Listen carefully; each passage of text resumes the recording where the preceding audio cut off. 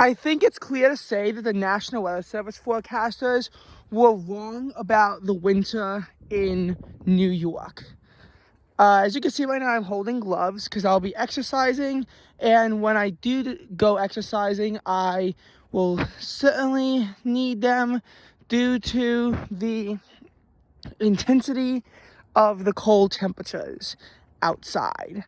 It is currently 33 degrees, and it's, the warmest time of the day, and that's certainly, annoying.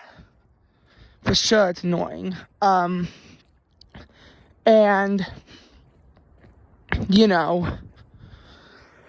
this winter has, there certainly has been a lot of snow, and precipitation was also a bit on the below average side.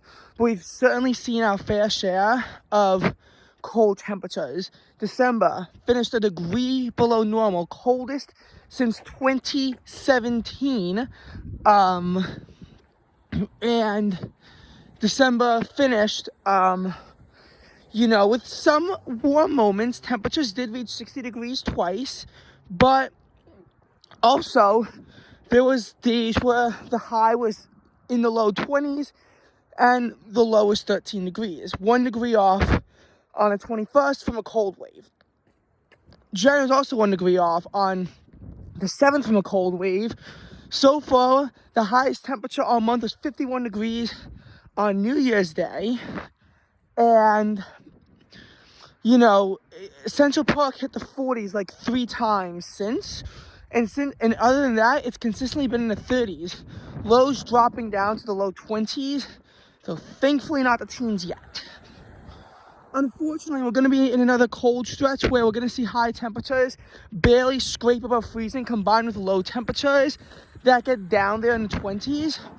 Friday, there's a push of mild air as temperatures surge into the mid-40s alongside rain Saturday into Sunday. But late Sunday into Monday, there is a potential window for snow.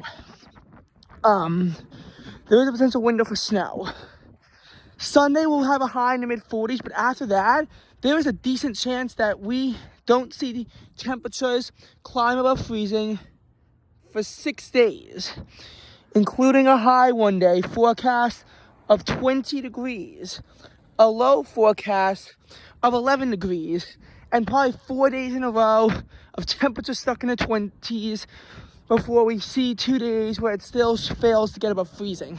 I don't know how I'm going to work out in that. Basically, it's going to be another frustrating period, and another really cold period that maybe we'll be able to cash out some snow in. But I think that the overall trend of this January is that it's going to be a dry month, well below average precipitation, below average snowfall, below average temperatures. That is my prediction for the month of January as far as the weather goes.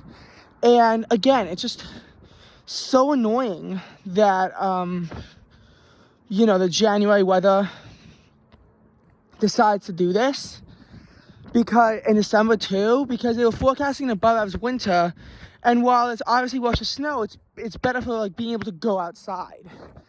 And can this winter still be above average?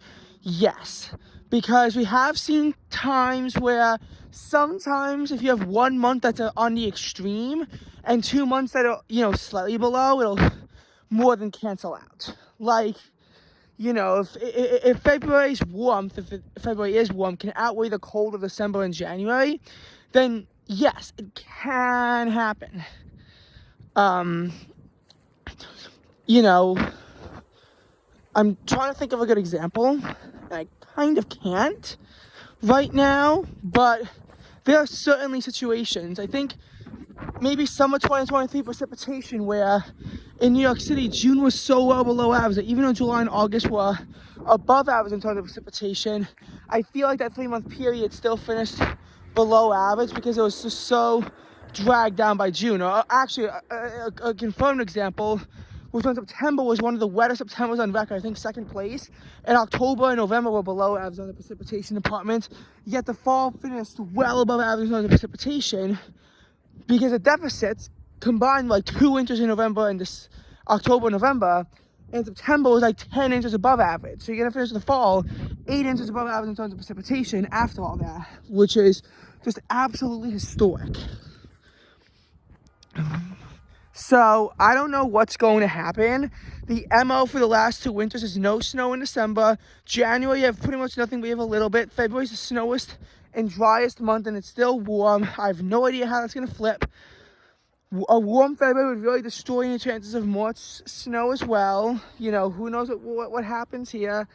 I personally think that the Sunday into Monday snow, if it happens, is going to be only around an inch, maybe an inch and a half at most. Better than nothing, but you still want more. My question now more so is, you know, more so if it snows, how long will it stick in these ultra cold temperatures, but when it's sunny?